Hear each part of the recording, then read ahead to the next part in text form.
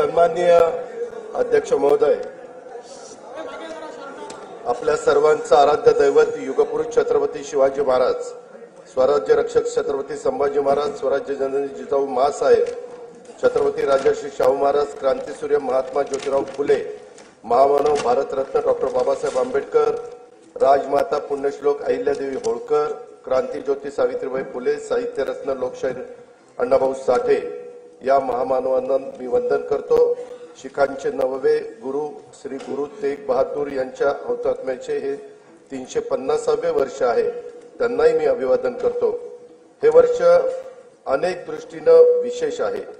स्वराज्य सौदामिनी महाराणी ताराबाई यांचे हे त्रिशतकोत्तर सुवर्ण महोत्सवी जयंती वर्ष आहे। पुण्यश्लोक अहिल्यादेवी होळकर यांचे त्रिशताब्दी जन्म वर्ष आहे। देशातील लोकशाहीचा आधारस्तंभ असणाऱ्या आपल्या संविधानाला 75 वर्ष पूर्ण झाली आहेत। अशा या विशेष वर्षात आज अंमल की एकादशीच्या पवित्र दिवशी मला माझा 11वा अर्थसंकल्प मांडण्याची संधी मिळते, हे मी माझं भाग्य समजतो। नोव्हेंबर 2024 मध्ये झालेल्या विधानसभा निवडणुकीमध्ये जनतेने महायुतीला बहुमताचा अभूतपूर्व कौल दिला आहे। राज्यातील तमाम जनतेचे मी त्यासाठी आभार मानतो। मतदारांनी आमच्यावर दाखवलेला विश्वास जबाबदारीची जाणीव करून देणारा असून त्यांचा सन्मान राखण्याचं काम महायुतीच्या सरकारच्याकडून निश्चितपणे होईल याची ग्वाही मी देतो। 1 फेब्रुवारी 2025 रोजी सादर केलेल्या अर्थसंकल्पात केंद्र शासनाने आयकरामध्ये मोठी सूट देऊन मध्यमवर्गीयांना दिलासा दिला आहे। केंद्रीय अर्थसंकल्पातील तरतुदीमुळे राज्याच्या अनेक महत्त्वाकांक्षी योजनांना नक्कीच बळ मिळणार आहे। राज्यातील विविध पायाभूत सुविधा प्रकल्प, रेल्वे आणि कल्याणकारी योजनांच्यासाठी केंद्र शासनाने केलेल्या भरीव तरतुदी करता मी राज्याच्या जनतेच्या वतीनं भारताचे लोकप्रिय पंतप्रधान माननीय श्री नरेंद्र मोदी महोदयांचे मनपूर्वक आभार मानतो। यापुढील कालावधीतही असेच भरभक्कम पाठबळ केंद्र शासनाचे राज्याला लाभेल याची खात्री मी बाळगतो। लाडक्या बहिणी मिळाल्या धन्य झालो, कोटी 12 प्रियजनांना मान्य झालो, विकासाची केली कामे म्हणून आम्ही पुन्हा आलो। अध्यक्ष महोदय, मी आपल्या अनुमतीने सन 2025-26 या वर्षाचा राज्याचा अर्थसंकल्प सभागृहाला सादर करतो। सन 2047 पर्यंत भारत हे विकसित राष्ट्र व्हावे असा माननीय पंतप्रधान श्री नरेंद्र मोदी साहेबांचा संकल्प आहे। हा संकल्प सिद्धीस नेण्यासाठी महाराष्ट्र अव्वल दर्जाची कामगिरी करेल यात मला तिळमात्र शंका नाही।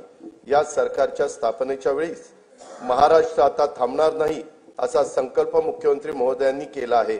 विकसित भारत, विकसित महाराष्ट्र हे सूत्र प्रत्यक्षात आणण्यासाठी विकास चक्राला गती देणं आवश्यक आहे। हे लक्षात घेऊन राज्याचा शाश्वत व सर्वसमावेशक विकासाची रूपरेषा तयार करण्याचं काम हाती घेण्यात आले आहे। उद्योग, पायाभूत सुविधा, कृषी व संलग्न क्षेत्रे, सामाजिक व इतर क्षेत्राच्या विकासासाठी महत्त्वाच्या तरतुदी करणारा हा अर्थसंकल्प आहे। महाराष्ट्र आता थांबणार नाही, विकास आता लांबणार नाही। सुविकसित पायाभूत सुविधा, मुबलक नैसर्गिक संसाधने आणि कुशल मनुष्यबळामुळे महाराष्ट्र हे नवीन उद्योग स्थापित करण्यासाठी आदर्श राज्य आहे। उद्योग क्षेत्रातील देशांतर्गत व परदेशी थेट गुंतवणुकीसाठी शासन सतत प्रयत्नशील असल्याने राज्यात मोठ्या प्रमाणावर गुंतवणूक होत आहे। अर्थव्यवस्थेच्या विकास चक्राला चालना देण्यासाठी खासगी तसेच शासकीय गुंतवणूक, नागरिकांचा उपभोग खर्च आणि निर्यात या 4 प्रमुख घटकांच्या मध्ये वृद्धी होणं आवश्यक आहे। शासनाने पायाभूत सुविधांवर केलेल्या गुंतवणुकीमुळे तसेच उद्योगांना दिलेल्या विविध प्रोत्साहनामुळे मोठ्या प्रमाणावर थेट देशी व परदेशी गुंतवणूक आकर्षित होत आहे। खासगी गुंतवणुकीचे उत्पादनात मोठ्या प्रमाणावर वाढ होत आहे। रोजगारात वाढ होऊन उत्पन्नात वृद्धी होत आहे। या व्यतिरिक्त शासनाच्या विविध योजनांचा लाभ लाभार्थींच्या बँक खात्यात थेट जमा करण्यात येत असल्याने क्रय शक्ती वाढली आहे। त्याचा परिणाम बाजारात वस्तू व सेवांच्या मागणीत वाढ होण्यात झालेला आहे। परिणामी गुंतवणूक, रोजगार निर्मिती, वाढीव उत्पन्न, मागणी, गुंतवणूक असे विकास चक्र फिरते आहे। औद्योगिक विकासात राज्य सदैव अग्रेसर असून थेट विदेशी गुंतवणुकीच्या बाबतीतही देशात अव्वल आहे। जानेवारी 2025 मध्ये दावोस येथे झालेल्या जागतिक आर्थिक परिषदेमध्ये राज्य शासनाद्वारे एकूण 56 कंपन्यांच्या सोबत सामंजस्य करार करण्यात आले। त्याद्वारे येत्या काळात 15,72,654 कोटी रुपयांची गुंतवणूक होणार आहे। त्यातून 16 लाख रोजगार निर्मिती होईल असा अंदाज आहे।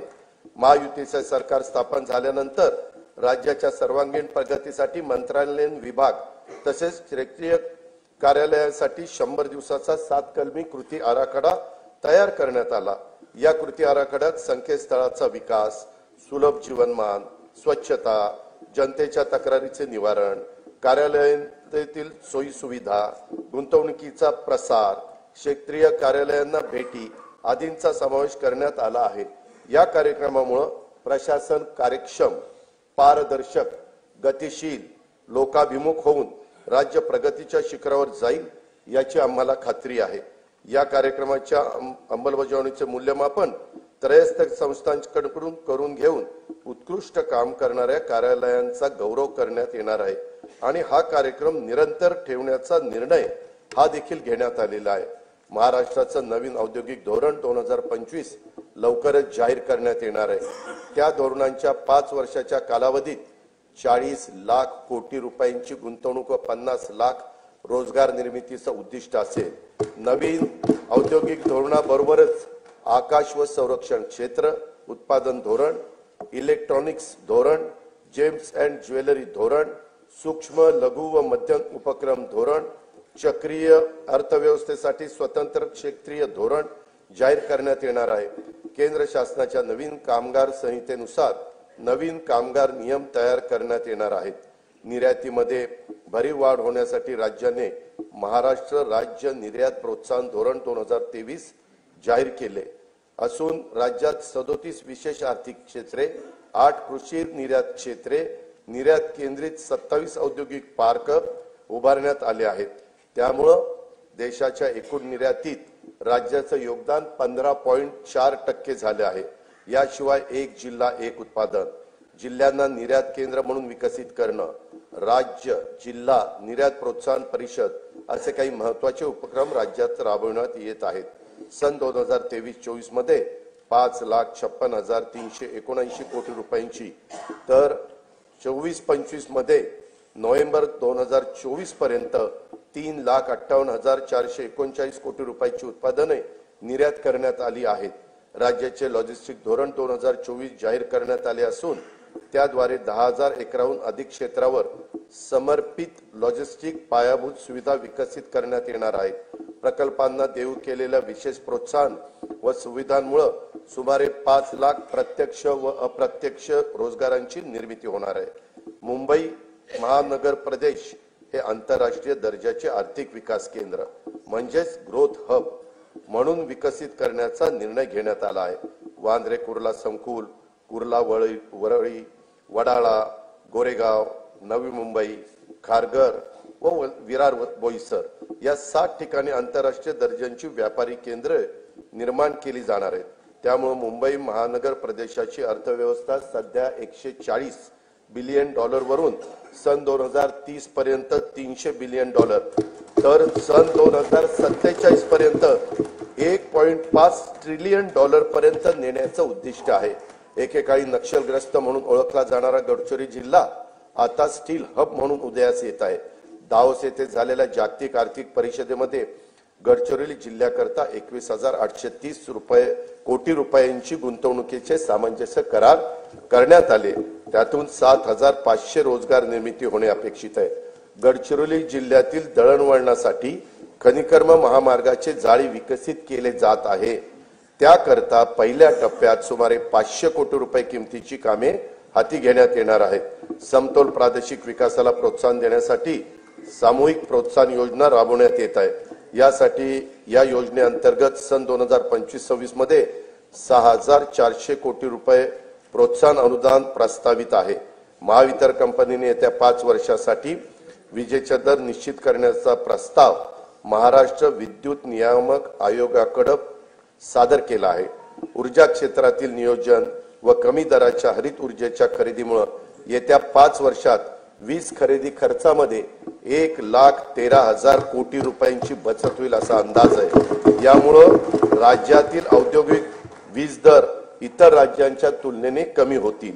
बेंगळुरू मुंबई इंडस्ट्रियल कॉरिडॉरसाठी भूसंपादनाची कारवाई सुरू असून या प्रकल्पामुळे राज्यातील अवर्षण प्रवण भागात उद्योगाची स्थापना होऊन रोजगार निर्मितीला चालना मिळेल। राज्याला तांत्रिक वस्त्रोद्योगाचं जागतिक केंद्र म्हणून विकसित करण्याकरता महाराष्ट्र टेक्निकल टेक्सटाईल मिशन ची स्थापना करण्यात येणार आहे। विदर्भातील कापूस उत्पादन शेतकऱ्यांना उत्पन्नात वाढ होण्यासाठी याचा उपयोग होईल। हातमाग विणकरांना प्रोत्साहन आणि सुविधा देण्यासाठी नागपूर येथे अर्बन हाट केंद्राची स्थापना करण्यात येणार आहे। गुंतवणूकदार आणि उद्योजकांना राज्यात व्यवसायासाठी अधिक पूरक परिसंस्था विकसित करण्याच्या उद्देशाने जुलै 2023 मध्ये महाराष्ट्र उद्योग व्यापार व गुंतवणूक सुविधा कायदा लागू करण्यात आला आहे। उद्योजकांना त्यांच्या उद्योगाचा विस्तार करण्यासाठी तसेच नवीन उद्योग स्थापन करण्यासाठी 17 विभागांच्याकडून देण्यात येणाऱ्या 141 सेवा आता मैत्री या संकेतस्थळामार्फत देण्यात येत आहे। आम्हावरी खिळले डोळे उद्याच्या पिढ्यांचे, आज स्वप्न बघतो आम्ही उद्याच्या दिसांचे। नवीन पिढीला रोजगारांच्या संधी उपलब्ध करून देण्यासाठी तसेच नव उपक्रमांमध्ये राज्य अग्रेसर व्हावे यासाठी नवी मुंबई येथे 250 एकर क्षेत्रावर नाविन्यता नगर इनोव्हेशन सिटी उभारण्यात येणार आहे। रतन टाटा महाराष्ट्र राज्य कौशल्य विद्यापीठाकडून मायक्रोसॉफ्ट कंपनी मार्फत 10,000 महिलांना कौशल्य व कृत्रिम बुद्धिमत्ता या विषयाचे प्रशिक्षण देण्यात येत आहे। सन 2025-26 या वर्षाकरता कार्यक्रम खर्चाकरता उद्योग विभागास 1,021 कोटी रुपये, कामगार विभागास 171 कोटी रुपये, वस्त्रोद्योग विभागास 774 कोटी रुपये आणि कौशल्य रोजगार उद्योजकता आणि नाविन्यता विभागास 807 कोटी रुपयाचा नियतव्यय प्रस्तावित आहे।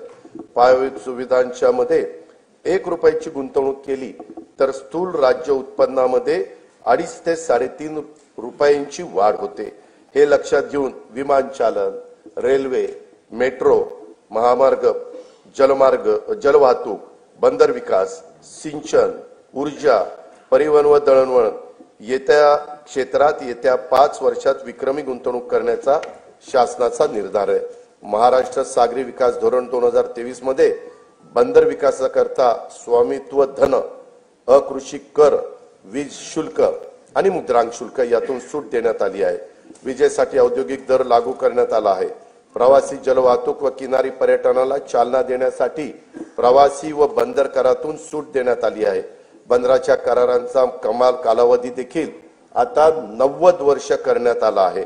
जवाहरलाल नेहरू बंदर प्राधिकरण आणि महाराष्ट्र सागरी मंडळ हे संयुक्तरित्या पालघर जिल्ह्यात वाढवण बंदर विकसित करीत आहे।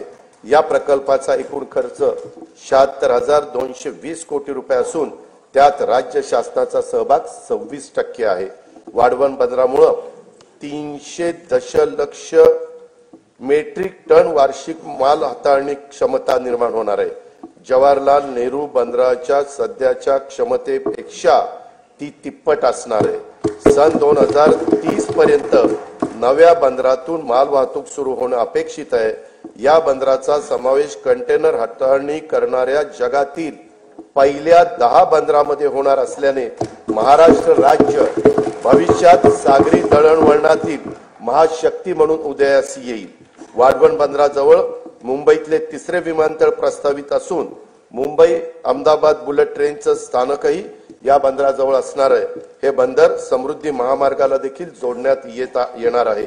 पालघर जिल्ह्यात मौजे बुर्बे येथे बंदर निर्मितीच्या 4,259 कोटी रुपये किमतीच्या प्रकल्पास खासगी क्षेत्राच्या सहभागाने मंजुरी देण्यात आली आहे। गेटवे ऑफ इंडिया मुंबई येथून मांडवा एलिफंटापर्यंत सुरक्षित प्रवासाकरिता अत्याधुनिक सुविधायुक्त बोटींच्या साठी आर्थिक प्रोत्साहन देण्याचं धोरण जाहीर करण्यात येणार आहे। मुंबईचे गेटवे ऑफ इंडिया लगत रेडिओ क्लब येथे प्रवासी वाहतुकीकरता सुसज्ज जेटीचे 229 कोटी 27 लाख रुपये किमतीचे काम सुरू आहे। दिघी जिल्हा रायगड, वेंगुर्ला जिल्हा सिंधुदुर्ग, तसेच कालेर, डोंबिवली, कोलशेत, मीरा भाईंदर जिल्हा ठाणे येथील जेटींची कामे प्रगतीपथावर आहेत। काशीद जिल्हा रायगड येथे तरंगत्या जेटीचे काम लवकरच सुरू करण्यात येत आहे। हवामान बदल आणि समुद्राच्या पातळीत होत असलेल्या वाढीमुळे निर्माण होणाऱ्या नैसर्गिक आपत्तीपासून बचाव करण्यासाठी महाराष्ट्रातील किनारी जिल्ह्यांच्या मध्ये 8,400 कोटी रुपये किमतीचा बाह्य सहाय्यित प्रकल्प राबविण्यात येणार आहे। महाराष्ट्र शाश्वत पर्यावरण पूरक किनारा संरक्षण व व्यवस्थापन या 450 कोटी रुपये किमतीच्या प्रकल्पांतर्गत सिंधुदुर्ग जिल्ह्यातील देवबाग येथे 158 कोटी रुपये किमतीच्या कामांना मान्यता देण्यात आली आहे। या प्रकल्पामुळे समुद्रकिनारी वास्तव्यास असलेल्या नागरिकांच्या जीविताचे व मालमत्तेचे रक्षण होईल। केंद्र सरकारने सन 2020-21 पासून भांडवली खर्चाकरता 50 वर्ष मुदतीच्या बिनव्याजी कर्जाची राज्यांना भांडवली गुंतवणुकीसाठी विशेष सहाय्य योजना सुरू केली आहे। या योजनेतून राज्याला 2021 ते 23-24 या कालावधीत 13,807 कोटी रुपयाचा निधी प्राप्त झाला आहे। सन 2024-25 मध्ये या योजनेत सुमारे 12,000 कोटी रुपयाचे सहाय्य अपेक्षित आहे। पूर्व निर्धारित निकषावर आधारित राज्याच्या दीर्घकालीन व सर्वसमावेशक अमृतकाल राज्य रस्ते विकास आराखडा 2025 ते 2047 तयार करण्याचे प्रस्तावित आहे। या आराखड्यामध्ये पर्यटन केंद्रे, तीर्थक्षेत्रे, धार्मिक स्थळ, गड किल्ले, राष्ट्रीय उद्याने, अभयारण्य, 5,000 पेक्षा जास्त लोकसंख्येच्या वसाहती आणि सर्व जिल्हा मुख्यालय व तालुका मुख्यालय जोडण्याकरता रस्त्यांचा समावेश करण्यात येणार आहे। आशियाई विकास बँकेच्या सहाय्याने रस्ते विकास प्रकल्पाचा टप्पा 1 पूर्ण झाला आहे। टप्पा 2 मधील 3,939 कोटी रुपये किमतीची 468 किलोमीटर रस्ते सुधारण्याची कामे हाती घेण्यात आली आहेत। त्यापैकी 350 किलोमीटर लांबीची कामे पूर्ण झाली आहेत। टप्पा 3 अंतर्गत 755 किलोमीटर रस्ते लांबीची 6,589 कोटी रुपये किमतीची 23 कामे हाती घेण्यात आली आहेत। सुधारित हायब्रिड एन्युटी योजनेअंतर्गत 6,000 किलोमीटर लांबीच्या रस्त्यांची सिमेंट कॉन्क्रीट करण्याची कामे सुरू आहेत। या कामांची किंमत 36,964 कोटी रुपये आहे।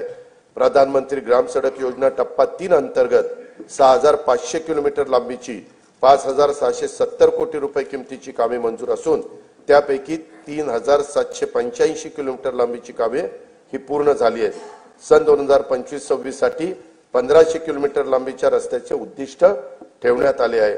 मुख्यमंत्री ग्राम सडक योजना टप्पा 1 ची कामे पूर्णत्वास आली असून टप्पा 2 अंतर्गत 9,610 किलोमीटर लांबीच्या रस्त्यांची दर्जनोत्तीची कामे मार्च 2026 अखेरपर्यंत पूर्ण करण्याचे नियोजन आहे। मुख्यमंत्री ग्राम सडक योजना टप्पा 2 अंतर्गत अतिरिक्त 7,000 किलोमीटर लांबीच्या रस्त्याचे कॉन्क्रीटीकरण करण्यात येणार आहे। मुख्यमंत्री ग्राम सडक योजना टप्पा 3 अंतर्गत 1,000 पेक्षा जास्त लोकसंख्या असलेली 3,582 गावं 14,000 किलोमीटर लांबीच्या सिमेंट कॉन्क्रीटच्या रस्त्याने प्रमुख जिल्हा मार्गांना, राज्य महामार्गांना आणि राष्ट्रीय महामार्गांना जोडली जातील। या प्रकल्पाची एकूण किंमत 30,100 कोटी रुपये आहे। पहिल्या टप्प्यात 8,000 कोटी रुपयाची कामे हाती घेण्यात येणार आहे। हिंदू हृदय सम्राट बाळासाहेब ठाकरे समृद्धी महामार्गाचं 99% काम पूर्ण झाले असून त्यासाठी 64,755 कोटी रुपये खर्च झाला आहे। इगतपुरी ते आमणे या 76 किलोमीटर लांबीचा टप्पा लवकरच वाहतुकीसाठी खुला होईल। या महामार्गालगत ॲग्रो लॉजिस्टिक हब विकसित केले जाणार असून त्यात कोल्ड स्टोरेज, ग्रेडिंग, पॅकिंग व निर्यात हाताळणी केंद्राच्या प्रमुख सुविधा पुरवण्यात येतील। याचा लाभ प्रामुख्याने विदर्भ व मराठवाड्यातील शेतकऱ्यांना होईल। वर्धा जिल्ह्यातील पवनार ते सिंधुदुर्ग जिल्ह्यातील पात्रादेवी हा 760 किलोमीटर लांबीच्या 86,300 कोटी रुपये किमतीच्या महाराष्ट्र शक्तीपीठ महामार्गाच्या भूसंपादनाची कारवाई प्रगतीपथावर आहे। मुंबई पुणे द्रुतगती मार्गावरील खोपोली ते खंडाळा या लांबीतील मिसिंग लिंक प्रकल्पाचं काम ऑगस्ट 2025 पर्यंत पूर्ण करण्यात येणार आहे। यामुळे प्रवासाचा वेळ आणि इंधन या दोन्हीत बचत होईल आणि वाहतूक कोंडीतून देखील नागरिकांची सुटका होईल। मुंबई उपनगर परिसरातील वाहतूक गतिमान व्हावी यासाठी वर्सोवा ते मड खाडी पूल, वर्सोवा ते भाईंदर किनारी मार्ग, मुलुंड ते गोरेगाव, ठाणे ते बोरिवली आणि ऑरेंज गेट ते मरीन ड्राईव्ह भुयारी मार्ग असे 64,783 कोटी रुपये किमतीचे प्रकल्प हाती घेण्यात आले आहेत। ठाणे ते मुंबई, नवी मुंबई आंतरराष्ट्रीय विमानतळ असा उन्नत मार्ग बांधण्याचं नियोजन असून त्याद्वारे ठाणे, डोंबिवली, कल्याण व अन्य महत्त्वाची मोठी शहरं आंतरराष्ट्रीय विमानतळाशी सुलभरित्या जोडली जाणार आहेत। बाळकुम ते गायमुख या ठाणे किनारी मार्गाची लांबी 13.45 किलोमीटर असून त्याचे सुमारे 3,364 कोटी रुपये खर्चाचे काम सन 2028 अखेरपर्यंत पूर्ण करण्याचं आमचं नियोजन आहे। शिवडी वरळी या 1,051 कोटी रुपये किमतीच्या उन्नत जोड रस्त्यांचे काम मार्च 2026 अखेर पूर्ण करण्यात येणार आहे। स्वातंत्र्यवीर सावरकर सागरी सेतू वांद्रे ते वर्सोवा या दरम्यानचे 14 किलोमीटर लांबीचे 18,120 कोटी रुपये खर्चाचे काम मे 2028 पर्यंत पूर्ण करण्याचं आमचं नियोजन आहे। उत्तन ते विरार या सागरी सेतू व जोड रस्त्याच्या 55 किलोमीटर लांबीचा 87,427 कोटी रुपये किमतीचा प्रकल्प हा हाती घेण्यात येणार आहे। पुणे ते शिरूर या 54 किलोमीटर लांबीच्या 7,515 कोटी रुपये किमतीचा उन्नत मार्गाचे बांधकाम हाती घेण्यात येत आहे। तळेगाव, चाकण, शिक्रापूर या रस्त्याच्या तळेगाव ते चाकण या 25 किलोमीटर लांबीत 4 पदरी उन्नत मार्ग प्रस्तावित आहे। या प्रकल्पासाठी 6,499 कोटी रुपये खर्च अपेक्षित आहे। मुंबई, नागपूर, पुणे महानगरातील नागरिकांना पर्यावरणपूरक, शाश्वत, विनाअडथळा व वातानुकूलित वाहतूक सुविधा उपलब्ध करून देण्यासाठी एकूण 143.57 किलोमीटर लांबीचे मेट्रो मार्ग कार्यान्वित करण्यात आले आहेत। या सेवेचा लाभ सुमारे 10 लाख प्रवासी रोज घेत आहेत। येत्या वर्षात मुंबईत 41.2 किलोमीटर व पुण्यामध्ये 23.2 किलोमीटर असे 64.4 किलोमीटर लांबीचे मेट्रो मार्ग सुरू होणार आहेत। येत्या 5 वर्षांमध्ये आपल्या राज्यात एकूण 237.5 किलोमीटर लांबीचे मेट्रो मार्ग कार्यान्वित करण्यात येणार आहेत। नागपूर मेट्रोचा 40 किलोमीटर लांबीचा पहिला टप्पा पूर्ण झालाय। आता दुसऱ्या टप्प्यात 6,708 कोटी रुपये किमतीच्या 43.80 किलोमीटर लांबीचे काम प्रगतीपथावर आहे। ठाणे वर्तुळाकार मेट्रो मार्ग तसेच पुण्यातील स्वारगेट ते कात्रज विस्तार मार्गिका आणि या प्रकल्पास केंद्र शासनाने मान्यता पण दिलेली आहे।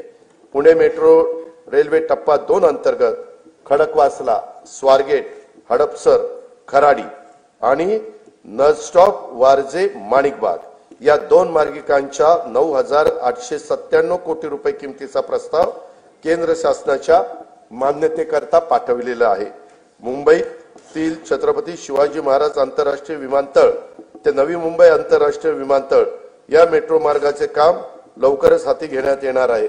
नवी मुंबईतील उल्वे येथे 1,160 हेक्टर क्षेत्रामध्ये नव्याने विकसित होत असलेल्या नवीन मुंबई आंतरराष्ट्रीय विमानतळाची दरवर्षी 90 दशलक्ष प्रवासी आणि 2.6 दशलक्ष टन माल वाहतुकीची क्षमता असणार आहे।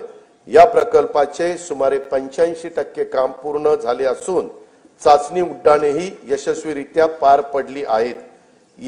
तेथून एप्रिल 2025 मध्ये देशांतर्गत विमान सेवा सुरू करण्याचं आमचं नियोजन आहे। नागपूर येथील डॉक्टर बाबासाहेब आंबेडकर आंतरराष्ट्रीय विमानतळाचे खासगी सहभागातून श्रेणीवर्धन आणि आधुनिकीकरण करण्यात येत आहे। प्रवासी आणि माल वाहतूक क्षमतेत त्यामुळे वृद्धी होईल। विदर्भाच्या सर्वांगीण आर्थिक विकासाला यामुळे चालना मिळेल। शिर्डी विमानतळाचा 1,367 कोटी रुपये किमतीचा विकास कामांना मान्यता देण्यात आलेली आहे। ती कामे सुरू आहेत। सन 2021 मध्ये शिर्डी विमानतळाला प्रमुख विमानतळाचा दर्जा देखील प्राप्त झालेला आहे। नाईट लँडिंगची सुविधाही लवकरच सुरू करण्यात येणार आहे। अमरावतीमधील बेलोरा विमानतळाचे काम पूर्ण झाले असून तेथून 31 मार्च 2025 पासून प्रवासी सेवा सुरू करण्याचं आमचं नियोजन आहे। रत्नागिरी विमानतळासाठी 147 कोटी रुपये किमतीची कामे प्रगतीपथावर आहेत। गडचिरोली येथील नवीन विमानतळ सर्वेक्षण आणि अन्वेषणाची कामे ही सुरू केलेली आहेत। अकोला विमानतळाच्या विस्तारासाठी आवश्यक जो निधी लागेल तो उपलब्ध करून देण्यात येणार आहे। महाराष्ट्र राज्य मार्ग परिवहन महामंडळाच्या 6000 डिझेल बसेसचं रूपांतर सीएनजी आणि एलएनजी बसमध्ये करण्याची प्रक्रिया सुरू आहे। महामंडळाला नवीन बस खरेदीसाठी देखील शासनाकडून अर्थसहाय्य उपलब्ध करून देण्यात येणार आहे।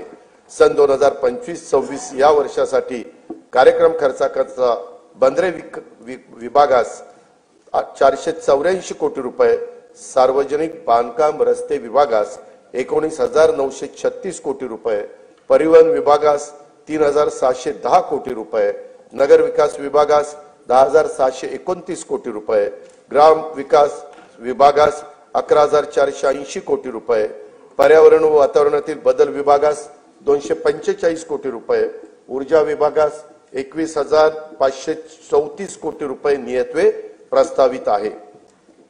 अध्यक्ष महोदय, काळी माती ज्याची शान तिच्यात राबे विसरुनी भान, पोशिंदा हा आहे आपला कृतज्ञतेने ठेवू जाण, देऊ योजना अशा तया की राहील त्याचे हिरवे रान। शेती आणि शेतकरी हा आपल्या जीवनाचा मूलाधार आहे। त्यांच्याबद्दल कृतज्ञता व्यक्त करून मी आता शेती आणि शेती संबंधी क्षेत्राच्या योजना आणि तरतुदीकडे वळतो। नानाजी देशमुख कृषी संजीवनी प्रकल्पाचा दुसरा टप्पा 21 जिल्ह्यातील 7201 गावांमध्ये राबवण्यात येत असून या प्रकल्पासाठी सन 2025-26 मध्ये 351 कोटी 42 लाख रुपयाचा नियतवे प्रस्तावित आहे। कृषी क्षेत्रामध्ये कृत्रिम बुद्धिमत्ता अत्याधुनिक तंत्रज्ञानाचा वापराचं धोरण आखण्यात येत आहे। शेतकऱ्यांना पीक नियोजनाचा सल्ला देणं, उत्पादन खर्च शेतकऱ्यांचा कमी करणं, उत्पादकता शेतकऱ्यांची वाढवणं, दर्जेदार शेतमालाचे उत्पादन तसेच शेतमालाला हक्काची आणि शाश्वत बाजारपेठ मिळवून देणं यासाठी शासकीय, निमशासकीय व खासगी क्षेत्रात उपयुक्त असलेल्या प्रणाली शेतकऱ्यांच्या पर्यंत पोहोचवण्यासाठी कृत्रिम बुद्धिमत्ता तंत्रज्ञानाचा वापर करण्यात येणार आहे। पहिल्या टप्प्यात 50,000 शेतकऱ्यांच्या 1 लाख एकर क्षेत्राला त्याचा फायदा होईल। येत्या 2 वर्षात त्यासाठी 500 कोटी रुपयाचा निधी उपलब्ध करून देण्यात येणार आहे। राज्यातील अपूर्ण सिंचन प्रकल्पाची कामे पूर्ण करणे आणि महाराष्ट्र सिंचन सुधारणा कार्यक्रमांतर्गत कालवे वितरण प्रणालीतील सुधारणेची सुमारे 5,000 कोटी रुपये किमतीची कामे नाबार्ड अर्थसहाय्याच्या पहिल्या टप्प्यात मंजूर करण्यात आली आहे। जलयुक्त शिवार अभियान 2.0 अंतर्गत 5,818 गावांच्या मध्ये 4,227 कोटी रुपये किमतीची 1,48,888 कामे हाती घेण्यात आलेली आहेत। अभियानातील सर्व कामे मार्च 2026 पर्यंत पूर्ण करण्यात येणार आहेत। गाळमुक्त धरण, गाळमुक्त शिवार ही योजना राज्यात कायमस्वरूपी राबवण्यात येणार आहे। सन 2025-26 मध्ये 6.45 कोटी घनमीटर गाळ काढण्याचं उद्दिष्ट निश्चित करण्यात आलं असून त्याकरता 382 कोटी रुपये खर्च अपेक्षित आहे। वैनगंगा, नळगंगा नदी जोड प्रकल्पास तत्वता मान्यता देण्यात आली आहे। या प्रकल्पाची अंदाजित किंमत 88,574 कोटी रुपये असून प्रकल्पाचे लाभ क्षेत्र 3,71,277 हेक्टर राहणार आहे। या प्रकल्पाचा लाभ नागपूर, वर्धा, अमरावती, यवतमाळ, अकोला आणि बुलढाणा या 6 जिल्ह्यांना होणार आहे। प्रकल्पाची सविस्तर सर्वेक्षण अन्वेषणाची कामे ही सुरू आहेत। नार पार गिरणा नदी जोड प्रकल्पाद्वारे नाशिक व जळगाव जिल्ह्यातील 49,516 हेक्टर क्षेत्राला सिंचनाचा लाभ होणार आहे। या प्रकल्पाची अंदाजित किंमत 7,500 कोटी रुपये आहे। दमणगंगा एकदरे गोदावरी या नदीजोड प्रकल्पामुळे 3.55 टीएमसी पाणी उपलब्ध होणार असून त्यामुळे जायकवाडी धरणाच्या लाभ क्षेत्रातील 9,766 हेक्टर क्षेत्र पुनर्स्थापित होईल। नाशिक जिल्ह्यातील 2,987 हेक्टर क्षेत्राला देखील यामुळे सिंचनाचा लाभ होणार आहे। या प्रकल्पाची अंदाजित किंमत 2,300 कोटी रुपये आहे। शासनाचा महत्वाकांक्षी तापी महापुनर्भरण हा 19,300 कोटी रुपये किमतीचा सिंचन प्रकल्प हाती घेण्याचे ठरवले आहे। या प्रकल्पामुळे उत्तर महाराष्ट्र आणि पश्चिम विदर्भातील विशेषतः खारपान पट्ट्यातील शेतकऱ्यांच्या जीवनात आमूलाग्र बदल होऊन त्यांच्या उत्पन्नात वाढ होणार आहे। कोकणातील उल्हास आणि वैतरणा नद्यांच्या खोऱ्यातून 54.70 टीएमसी पाणी गोदावरी खोऱ्यामध्ये वळवण्याचा प्रकल्प हाती घेण्यात येणार आहे। यातून मराठवाड्याला 2,40,000 हेक्टर क्षेत्राच्या सिंचनासाठी पाणी उपलब्ध होईल। या प्रकल्पाचं पण सर्वेक्षणाचं आणि अन्वेषणाचं काम सुरू आहे। सांगली जिल्ह्यातील म्हैसाळ उपसा सिंचन योजनेसाठी 200 मेगावॉट क्षमतेच्या 1,594 कोटी रुपये किमतीच्या सौर ऊर्जा प्रकल्पाला मान्यता देण्यात आलेली आहे। गोसीखुर्द राष्ट्रीय प्रकल्पातून डिसेंबर 2024 अखेर 12,332 हेक्टर सिंचन क्षमता निर्माण झाली असून हा प्रकल्प जून 2026 पर्यंत पूर्ण करण्याचं नियोजन आहे। सन 2025-26 करता 1,460 कोटी रुपयाचा नियतव्यय याकरता प्रस्तावित आहे। उदंचन जलविद्युत प्रकल्पाद्वारे वीज निर्मिती व वीज वापराचे संतुलन साधून सुरळीत वीज पुरवठा करणं शक्य होतं। सार्वजनिक खासगी भागीदारीद्वारे राज्यातील 38 उदंचन जलविद्युत प्रकल्पासाठी सामंजस्य करार करण्यात आले असून त्यातून 2.95 लाख कोटी रुपयाची गुंतवणूक व 90,000 रोजगार निर्माण होणार आहेत। मुख्यमंत्री बळीराजा मोफत वीज योजनेअंतर्गत 7.5 हॉर्सपॉवर पर्यंतच्या 45 लाख कृषी पंपांना मोफत वीज पुरवण्यात येत आहे। डिसेंबर 2024 अखेर 7,978 कोटी रुपयांची वीज सवलत या योजनेच्या द्वारे देण्यात आली आहे। केंद्र शासनाच्या राष्ट्रीय नैसर्गिक शेती अभियानांतर्गत 2,13,625 लाभार्थी शेतकऱ्यांना येत्या 2 वर्षासाठी 255 कोटी रुपयांचा निधी उपलब्ध करून देण्यात येणार आहे। ग्रामपंचायत स्तरावर स्वयंचलित हवामान केंद्र उभारण्यात येणार आहेत। त्यासाठी देखील आवश्यक तो निधी उपलब्ध करून देण्यात येईल। राज्यातील सर्व नगरपालिका क्षेत्रातील सांडपाण्यावर प्रक्रिया करून त्या पाण्याचा वापर उद्योग आणि शेतीसाठी करण्यात येणार आहे। त्यासाठी 8,200 कोटी रुपये किमतीचे प्रकल्प हाती घेण्यात येणार आहेत। राज्यातील बांबू उत्पादक शेतकऱ्यांना प्रोत्साहन देणे, बांबूला बाजारपेठ उपलब्ध करून देणे आणि बांबू आधारित उद्योगांना चालना देण्यासाठी राज्यात 4,300 कोटी रुपये किमतीच्या बांबू लागवड प्रकल्प राबवण्यात येणार आहे। संयुक्त राष्ट्र संघाने सन 2025 हे वर्ष आंतरराष्ट्रीय सहकार वर्ष म्हणून घोषित केले आहे। त्या अनुषंगाने राज्यात विविध कार्यक्रम महोत्सव आयोजित करण्यात येणार असून त्यासाठी पुरेसा निधी देखील उपलब्ध करून देण्यात येईल। लहान सीमांत शेतकरी व कृषी नव उद्योजकांना केंद्रस्थानी ठेवून शेतमालाच्या मूल्य साखळ्यांच्या विकासासाठी 2,100 कोटी म्हणजेच 2100 कोटी रुपये किमतीचा माननीय बाळासाहेब ठाकरे कृषी व्यवसाय व ग्रामीण परिवर्तन स्मार्ट प्रकल्प राबवण्यात येत आहे। नवीन तंत्रज्ञानाचा वापर करून राज्य शाश्वत उच्च मूल्य असलेल्या कृषी व्यवसायाचे केंद्र व्हावे यासाठी Maharashtra agri business network magnet 2.0 हा सुमारे 2100 कोटी रुपयाचा बाह्य सहाय्यित प्रकल्प राबवण्यात येणार आहे। देशी गाईचे संगोपन, संवर्धन आणि संशोधनासाठी देवलापार जिल्हा नागपूर येथे गौ विज्ञान अनुसंधान केंद्रास सहाय्य केले जाईल। नवी मुंबईत महामुंबई आंतरराष्ट्रीय बाजार, मुंबईत मरोळमध्ये आंतरराष्ट्रीय मत्स्य बाजार तसेच आरमोरी जिल्हा गडचिरोली येथे रेशीम कोष खरेदी विक्री बाजारपेठ स्थापन करण्यात येणार आहे। ज्या तालुक्यामध्ये बाजार समिती अस्तित्वात नाही तेथे किमान एक स्वतंत्र बाजार समिती स्थापन करण्याचे ठरवण्यात आले। त्यासाठी एक तालुका एक बाजार समिती योजना राबवण्यात येणार आहे। कृषी क्षेत्रातील 16,000 मेगावॉट विजेची मागणी हरित ऊर्जेतून पूर्ण करण्याचे उद्दिष्ट ठेवण्यात आले आहे।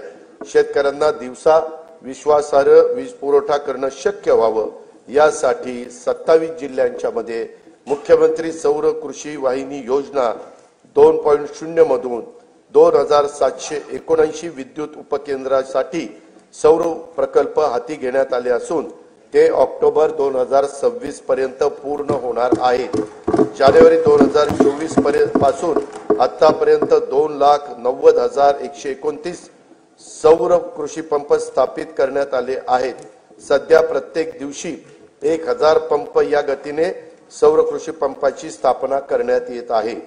बी बियाणं, यंत्रसामुग्री, खते आणि शेतमालाच्या वाहतुकीसाठी महत्त्वाच्या असलेल्या शेत व पाणंद रस्त्याच्या बांधणीसाठी बळीराजा शेत व पाणंद रस्ते रामटेकच्या धर्तीवर ही योजना सुरू करण्यात येणार आहे।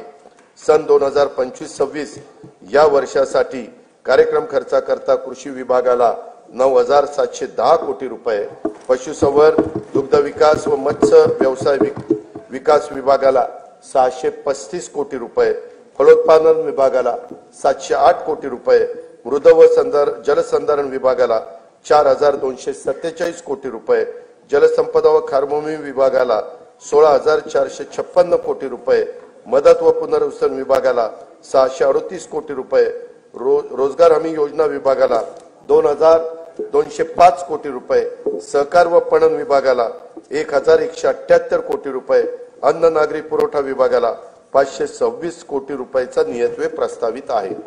महिला, बालके, युवक, गरीब व वंचित घटकांवर लक्ष केंद्रित करून त्यांच्यासाठी अन्न सुरक्षा, निवारा, पिण्याचे शुद्ध पाणी, आरोग्य सेवा, शिक्षण सुविधा आणि रोजगार स्वयंरोजगाराच्या संधी उपलब्ध करून त्याद्वारे सर्वसामान्य माणसांच्या जीवनात गुणात्मक बदल घडवण्यासाठी राज्यात लोककल्याणकारी योजनांची अंमलबजावणी करण्यात येत आहे। त्या दृष्टीने राज्याचे आरोग्य आणि ज्येष्ठ नागरिक धोरण हे जाहीर करण्यात येणार आहे। सर्वांसाठी घरे हे उद्दिष्ट येत्या 5 वर्षात साध्य करण्याचे राज्याचे नवीन गृहनिर्माण धोरण लवकरच जाहीर करण्यात येणार आहे। राज्यात प्रधानमंत्री आवास योजना, पीएम जनमन या केंद्र पुरस्कृत तर रमाई आवास, शबरी आवास, आदिम आवास, पारधी आवास, अटल बांधकाम कामगार वसाहत, यशवंतराव चव्हाण मुक्त वसाहत, पुण्यश्लोक अहिल्यादेवी होळकर आवास, मोदी आवास तसेच धर्मवीर आनंद दिघे घरकुल या योजना राबवण्यात येत आहेत। त्या अंतर्गत आतापर्यंत 44,07,000 घरकुलं मंजूर करण्यात आली आहे। प्रधानमंत्री आवास योजना ग्रामीण टप्पा 2 अंतर्गत सन 2024-25 करता 20 लाख घरकुलांच्या उद्दिष्टापैकी सुमारे 18,38,000 घरकुलांना मंजुरी दिली असून 14,71,000 लाभार्थींना पहिल्या हप्त्यासाठी 2,200 कोटी रुपये वितरित करण्यात आले आहेत। ही योजना राबवण्यात महाराष्ट्र देशात प्रथम क्रमांकावर आहे। लोकप्रतिनिधी आणि लाभार्थींच्या मागणीला प्रतिसाद म्हणून राज्य सरकारकडून या योजनेच्या अनुदानात 50,000 रुपयाची वाढ करण्यात येणार आहे। या सर्व घरकुलांच्या छतावर सौर ऊर्जा संच देखील बसवले जाणार आहेत। प्रधानमंत्री आवास योजना शहरी 1 अंतर्गत 4,42,748 घरकुलं मंजूर असून त्यापैकी 2,08,304 घरकुलांचे बांधकाम हे पूर्ण झाले आहे। घरकुलांचे बांधकाम 31 डिसेंबर 2025 पर्यंत पूर्ण करण्यात येणार आहे। प्रधानमंत्री आवास योजना शहरी 2.0 अंतर्गत पुढील 5 वर्षासाठी 5 लाख घरकुलांचे उद्दिष्ट असून त्यासाठी 8,100 कोटी रुपयाचा निधी उपलब्ध करून देण्यात येणार आहे। नाविन्यपूर्ण बांधकाम, तंत्रज्ञानाचा वापर, हरित इमारती आणि सौर प्रणालीच्या वापरासाठी अधिकचे अनुदान देण्यात येणार आहे। पंतप्रधान सूर्यघर योजनेतून आतापर्यंत 1,30,000 घरगुती ग्राहकांनी 500 मेगावॉट पेक्षा जास्त क्षमतेचे छतावरचे सौर ऊर्जा संच स्थापित केले असून त्यांना आतापर्यंत 1,000 कोटी रुपयांचे पेक्षा जास्त अनुदानाचा लाभ देण्यात आला आहे। 0 ते 100 युनिट वीज वापरणाऱ्या सुमारे 1.5 कोटी वीज ग्राहकांना छतावरील सौर ऊर्जा संच खरेदीसाठी अनुदान देण्याची योजना राज्य सरकारकडून सुरू करण्यात येणार असून या योजनेमुळे येत्या काही काळात राज्यातील सुमारे 70% वीज ग्राहकांचे वीज बिल टप्प्याटप्प्याने शून्यावर येणार आहे। सातारा जिल्ह्यातील मान्याची वाडी व टेकवडी या गावांना सौरग्राम म्हणून घोषित केले असून त्यांच्यासह अन्य 8 गावांचे सौर ऊर्जेचे 100% विद्युतीकरण करण्यात येणार आहे। वैद्यकीय महाविद्यालय आणि आरोग्य संस्थांसह राज्यातील सर्व शासकीय कार्यालयामध्ये सौर विद्युत यंत्रणा स्थापित करण्यात येणार आहे। राज्यातील 52,500 रास्त दुकानांमधील ई-पॉस मशीन इलेक्ट्रॉनिक्स वजन काट्यांना जोडण्यात येत आहे। राष्ट्रीय अन्न सुरक्षा योजनेअंतर्गत सप्लाय चेन ब्लॉक चेन तंत्रज्ञान वापरून स्वस्त धान्याची वाहतूक व वितरण प्रणाली अधिक पारदर्शक व कार्यक्षम करण्यात येणार आहे।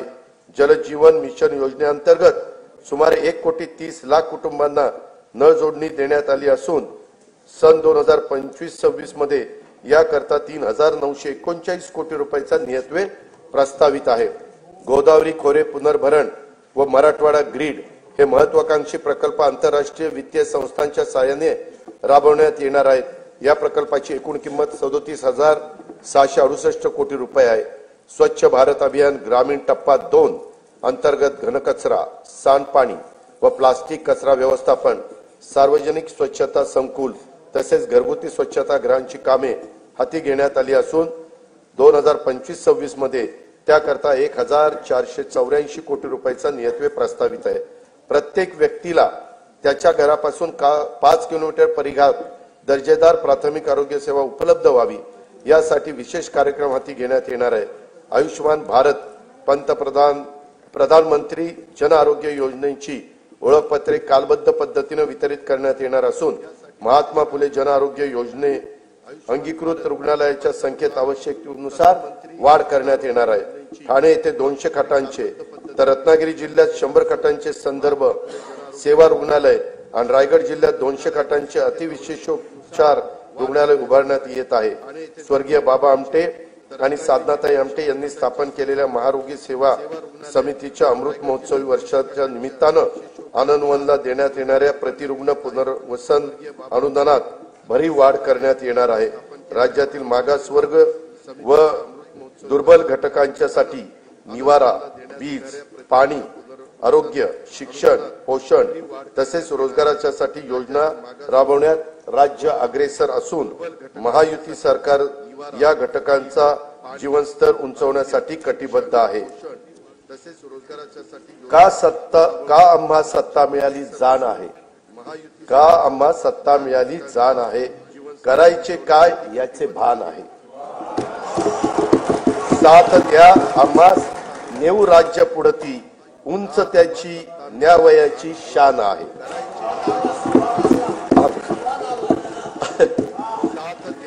सुभान अल्लाह म्हणायचं नाही ते शेरशायरीला म्हणायचं।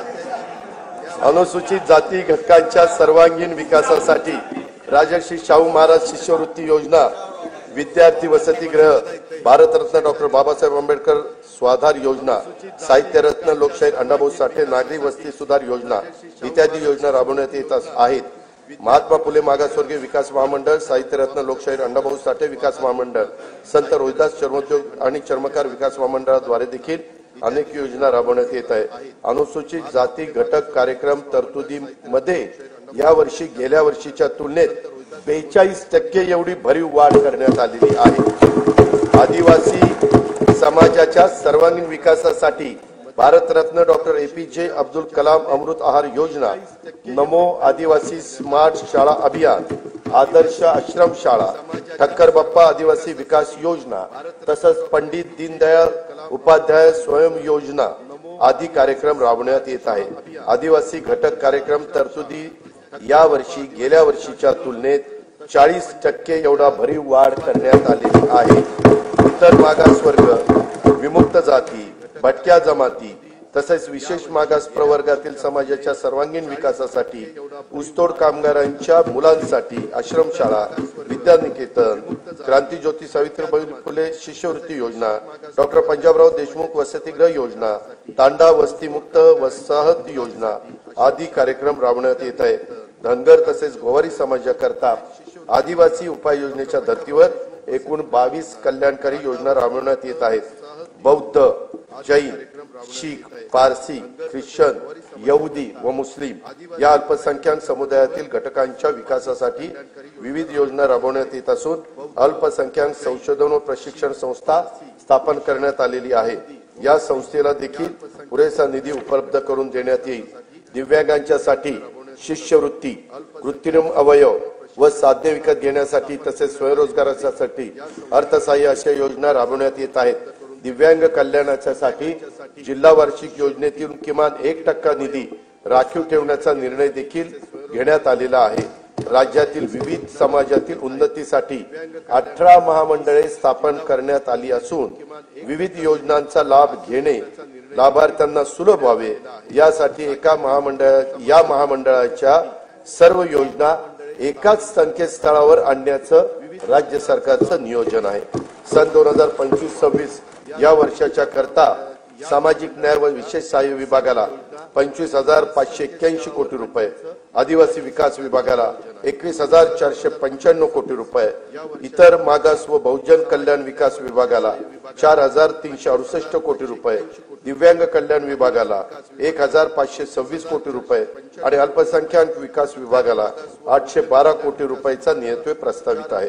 असंघटित कामगार कल्याण आभासी महामंडळाकडून 1,75,00,000 असंघटित कामगार आणि शेतमजुरांच्यासाठी सामाजिक सुरक्षा योजना राबवण्याचा विचाराधीन आहे.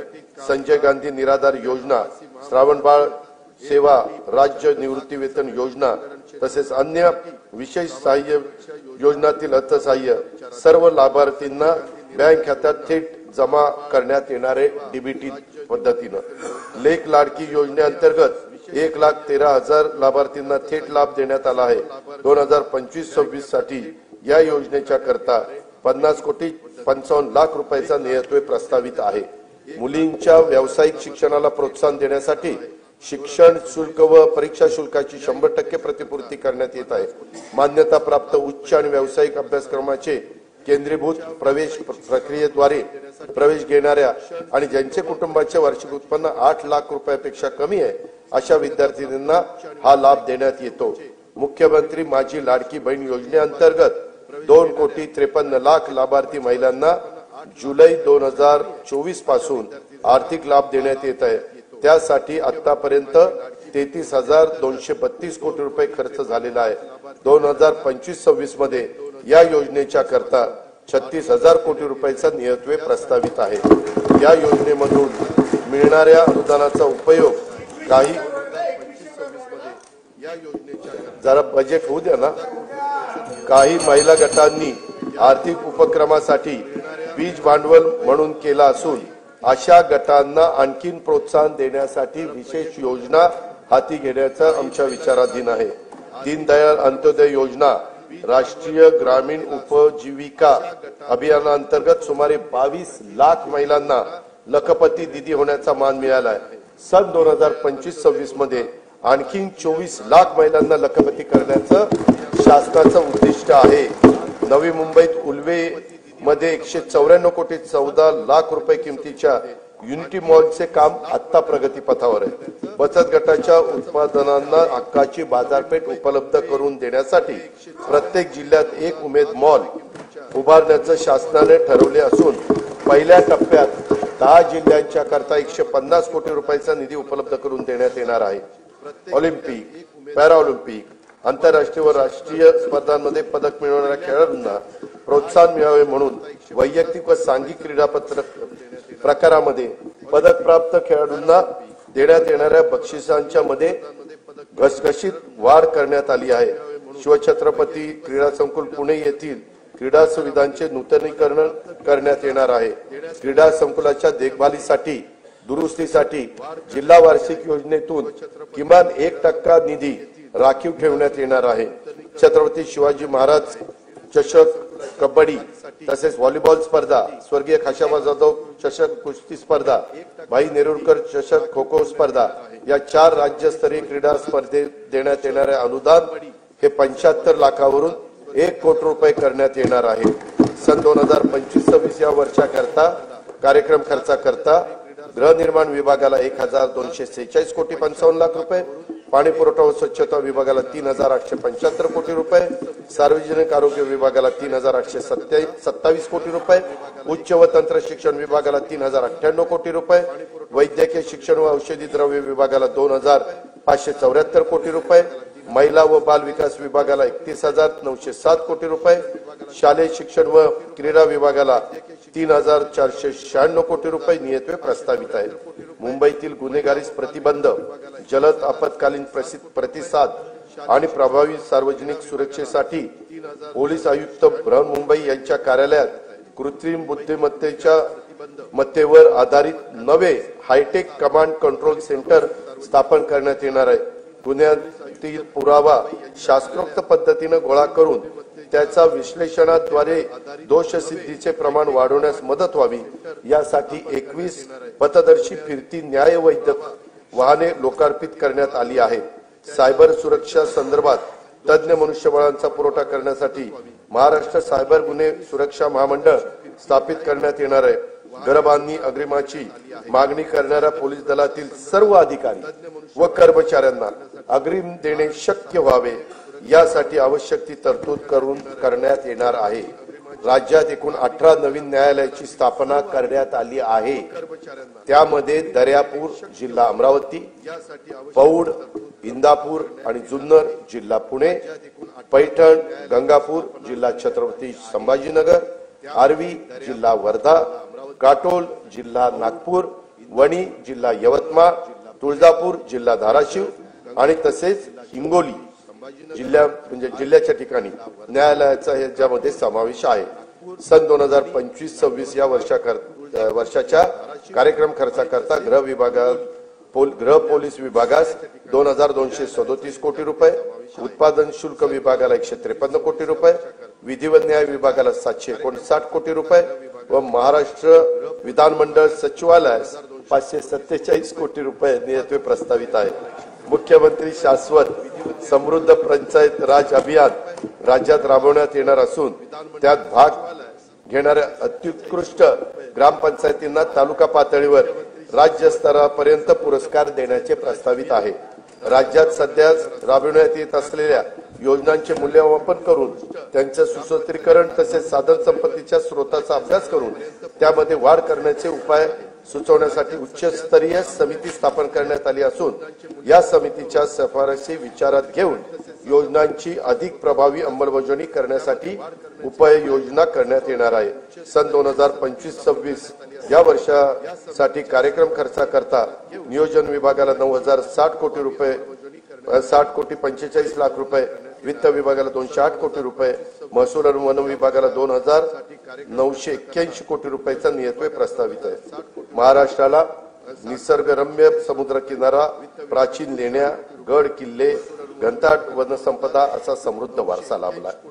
पर्यटन क्षेत्रात खासगी गुंतवणुकीसाठी उत्साहवर्धक आणि अनुकूल वातावरण निर्माण करण्याकरता पर्यटन धोरण 2024 जाहीर करण्यात आले असून येत्या 10 वर्षात पर्यटन क्षेत्राला 1,00,000 कोटी रुपयाची गुंतवणूक आकर्षित करण्याचे उद्दिष्ट ठेवण्यात आले आहे. राज्याचे आरोग्य पर्यटन धोरण देखील अध्यक्ष महोदय आखण्यात येत आहे.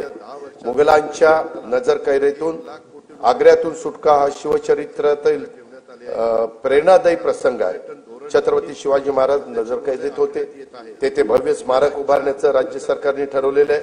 त्यासाठी उत्तर प्रदेश शासनाच्या सहकार्याने जागा उपलब्ध करून घेण्यात येईल आणि त्याच्यामध्ये तशा प्रकारचं त्या भव्य स्मारक उभारण्यात येईल. येणाऱ्या पिढ्यांना शिवरायांच्या स्फूर्तिदायी चरित्राची ओळख अद्ययावत तंत्रज्ञानाच्या आधारे करून देण्यासाठी पुणे शहरातील आंबेगाव येथे 4 टप्प्यात भव्य शिवसृष्टी प्रकल्प उभारण्यात येत आहे. त्यातील 2 टप्प्याचं काम पूर्ण झालेलं आहे. उर्वरित काम गती होण्यासाठी राज्य सरकारकडून आणखी 50 कोटी रुपयाचा निधी उपलब्ध करून देण्यात येणार आहे. छत्रपती शिवरायांनी स्थापन केलेल्या स्वराज्याच्या रक्षण आणि विस्तारासाठी जीवन समर्पित केलेल्या असीम शौर्य आणि धैर्याने लढलेल्या सर्व लढायात विजयश्री मिळवणाऱ्या छत्रपती संभाजी महाराजांच्या पराक्रमाच्या खुणा महाराष्ट्रात जिथे आहेत त्या कोकणातील संगमेश्वर हे एक ठिकाण आहे। औरंगजेबाच्या महाकाय सेनेशी महाराजांनी बोटावर मोजता येतील एवढ्या शूर मावळ्यांना सोबत घेऊन येथेच पराक्रमाची शर्त केली। स्वराज्यासाठी प्राणाची आहुती देणाऱ्या स्वाभिमानी राज्याच्या पराक्रमाची स्मृती कायमस्वरूपी जपण्यासाठी संगमेश्वर येथे त्यांचं भव्य स्मारक उभारण्याची घोषणा मी त्या ठिकाणी करतो। छत्रपती संभाजी महाराजांचे पवित्र बलिदान स्थळ असलेल्या मौजे तुळापूर व समाधी स्थळ मौजे वडू बुद्रुक येथे त्यांचं भव्य स्मारकाचं काम अतिशय जोरात प्रगतीपथावर आहे।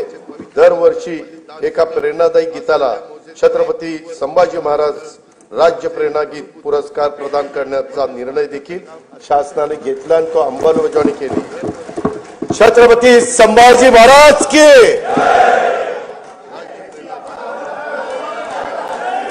स्वराज्यासाठी बलिदान देणाऱ्या लाखो मराठ्यांचं शौर्याचं प्रतीक म्हणून हरियाणातील पानिपत येथे यथायोग्य स्मारक ऐका जरा येथे हरियाणातील पानिपत येथे यथायोग्य स्मारक उभारण्याचा निर्णय आम्ही घेतलेला आहे। मराठ्यांच्या शौर्याचं प्रतीक आहे। हरियाणा शासन पण आमचेच मुख्यमंत्री आहेत, त्यांना आमचे हे मुख्यमंत्री बोलतील आणि स्मारकाची जागा घेतील आणि तेही स्मारक त्या ठिकाणी होईल। चैत्यभूमी दादर मुंबई येथे इंदू मिलच्या जागेवर भारतरत्न डॉक्टर बाबासाहेब आंबेडकर यांचं आंतरराष्ट्रीय दर्जाचं स्मारक उभारण्याचं काम सुरू असून त्यासाठी देखील पुरेसा निधी उपलब्ध करून ते लवकरात लवकर पूर्ण करण्याचं आमचं धोरण आहे। भारताचे दिवंगत पंतप्रधान भारतरत्न अटल बिहारी वाजपेयी यांच्या जन्मशताब्दी वर्षानिमित्त मुंबई येथे भव्य स्मारक उभारण्यात येणार आहे।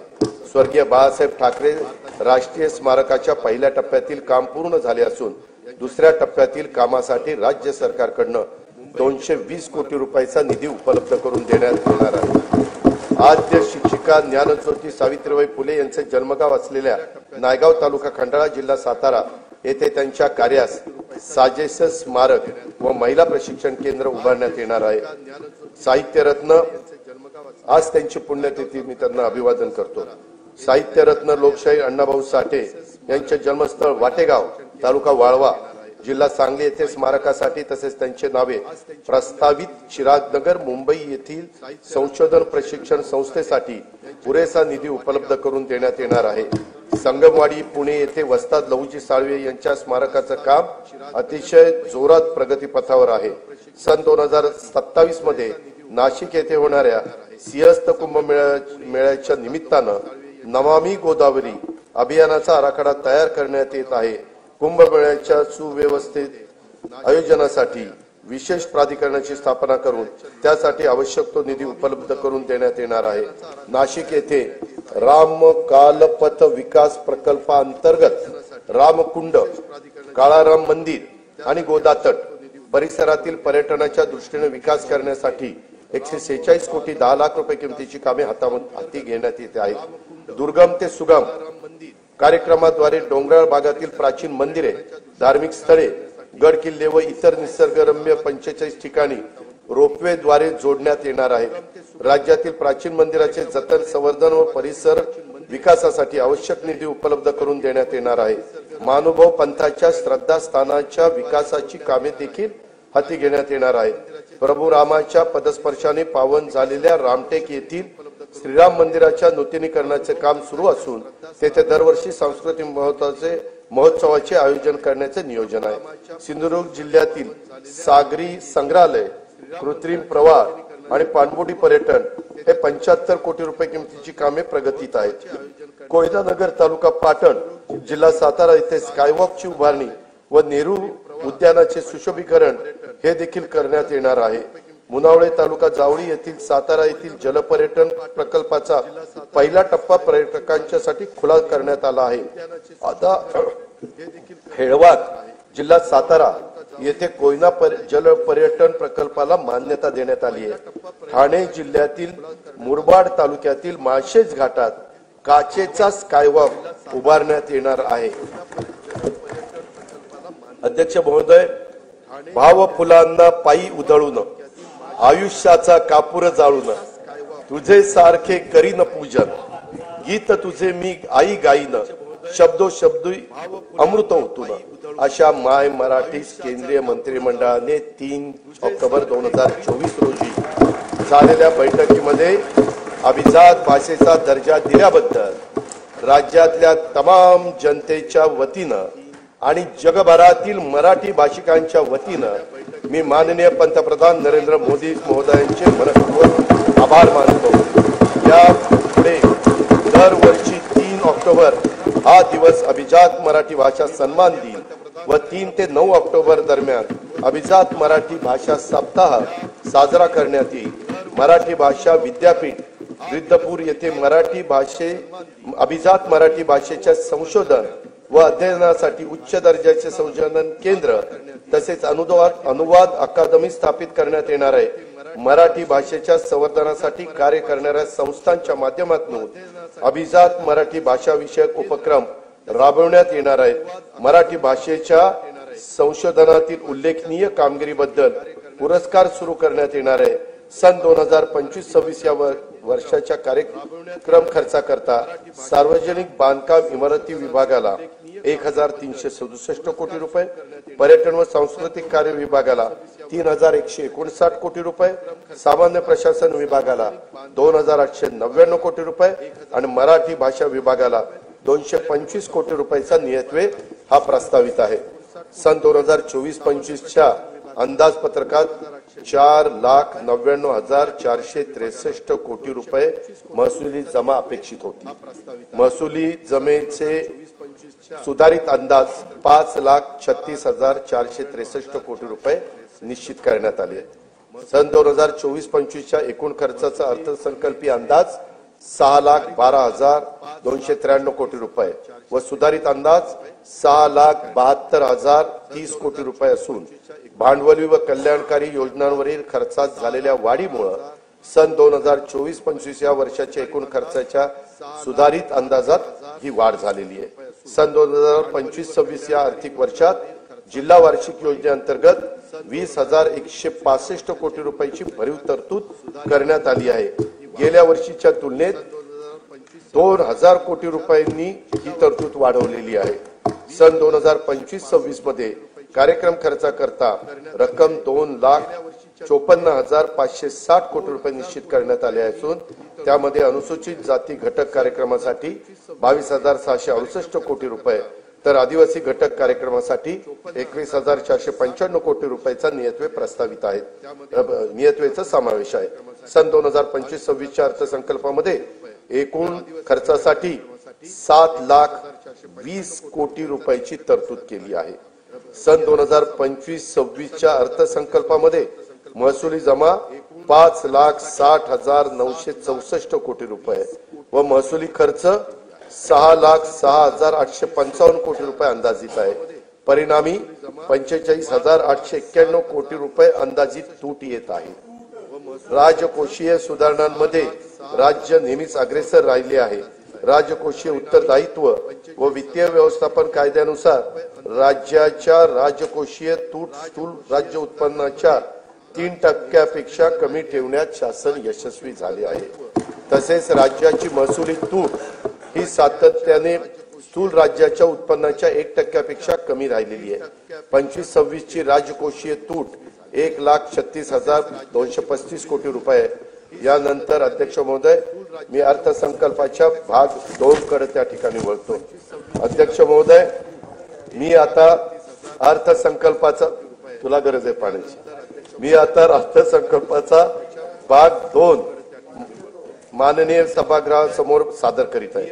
सन 2024-25 या आर्थिक वर्षासाठी राज्याच्या स्वतःच्या कर महसुलाचे अर्थसंकल्पीय उद्दिष्ट 3,43,040 कोटी रुपये एवढे निश्चित करण्यात आले होते। सन 2024-25 या आर्थिक वर्षासाठी राज्याचा स्वतःचा कर महसुलाचा सुधारित अंदाज 3,67,467 कोटी रुपये एवढा प्रस्तावित करण्यात येत आहे। 25-26 या आर्थिक वर्षासाठी राज्याच्या स्वतःच्या कर महसुलात अर्थसंकल्पीय उद्दिष्ट 3,87,674 कोटी रुपये एवढे प्रस्तावित आहे। वस्तू व सेवा कर कायदा लागू करण्यापूर्वी राज्य कर विभागातर्फे राबवण्यात आलेल्या विविध कायद्यानुसार सार्वजनिक क्षेत्रातील उपक्रमाकडे असलेली थकबाकीची तडजोड करण्यासाठी मी अभय योजना जाहीर करत आहे।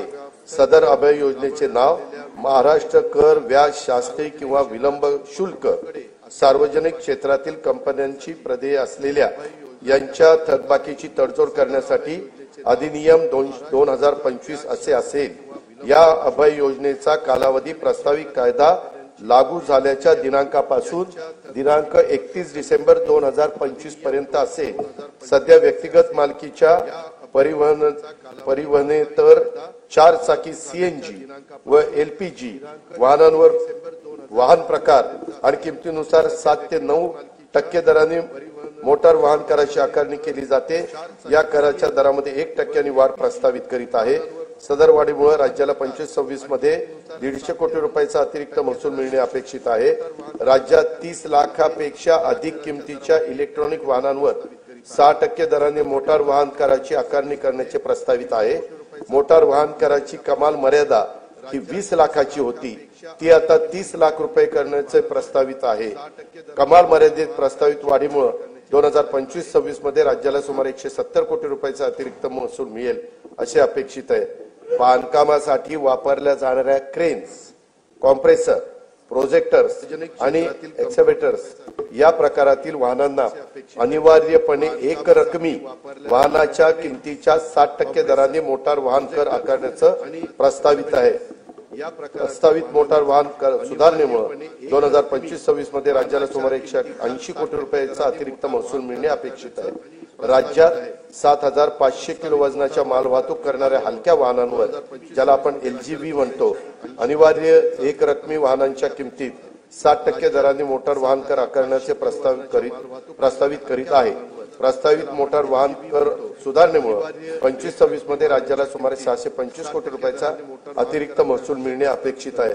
महाराष्ट्र मुद्रांक अधिनियम कलम 4 नुसार एकाच व्यवहाराच्या पूर्ततेसाठी एकापेक्षा जास्त दस्तावेजांचा वापर केल्यास पूरक दस्तावेजांना ₹100 ऐवजी ₹500 इतकी मुद्रांक शुल्क आकारण्याचे प्रस्तावित आहे। महाराष्ट्र मुद्रांक अधिनियमातील कलम 31(1) नुसार एखाद्या दस्तावर भरावयाच्या मुद्रांक शुल्काबाबत दस्त अभिनिर्णय प्रक्रियेसाठी सध्या आकारण्यात येणारे शुल्क ₹100 ऐवजी 1000 इतके करण्याचे, तसेच निष्पादित दस्त निर्णयासाठी दाखल करताना देखील प्रथम दर्शनी देय असणाऱ्या मुद्रांक शुल्काची रक्कम जमा करण्याची तरतूद प्रस्तावित करण्यात येत आहे। नागरिकांना ऑनलाईन पद्धतीने मुद्रांक शुल्काचा भरणा करणे व प्रमाणपत्र देणे हे सुलभ व्हावे यासाठी महाराष्ट्र मुद्रांक अधिनियम कलम 10(3) व 4 मध्ये ई मुद्रांक प्रमाणपत्राची नवी तरतूद लागू करण्याचे प्रस्तावित आहे। वरील प्रस्तावांना सन्माननीय सदस्यांचा पाठिंबा मिळेल असा विश्वास मी व्यक्त करतो। अध्यक्ष महोदय, हा अर्थसंकल्प म्हणजे विकास चक्राला गती देण्यासाठी संकल्पना आणि कृती यांचा घातलेला संतुलित मेळ आहे। विकसित महाराष्ट्र घडवण्यासाठी सर्वांनी मिळून हातभार लावण्याची हीच वेळ आहे। विकास संकल्प, विकासाचा ध्यास, मनी धरू आस विकासाची, विकास चक्राला देऊन या गती, साधूया प्रगती वेगातची, मिळून या सारे राज्य विकसित, राष्ट्र विकसित करू चला, राष्ट्र विकसित करू चला, राज्य विकसित करू चला। जय हिंद, जय महाराष्ट्र।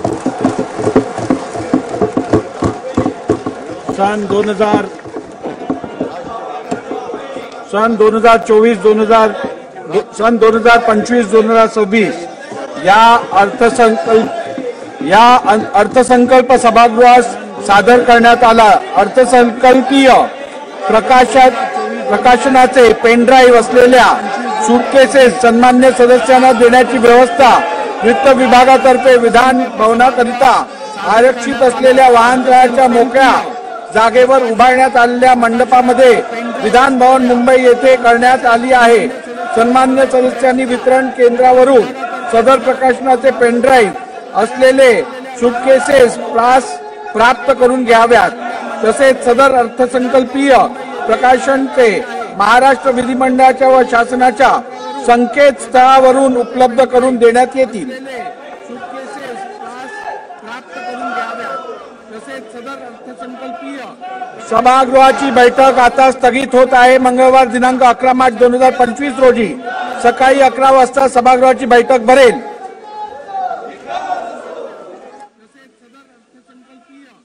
सभागृहाची बैठक आता स्थगित होत आहे. मंगळवार दिनांक 11 मार्च 2025 रोजी सकाळी 11 वाजता सभागृहाची बैठक भरेल.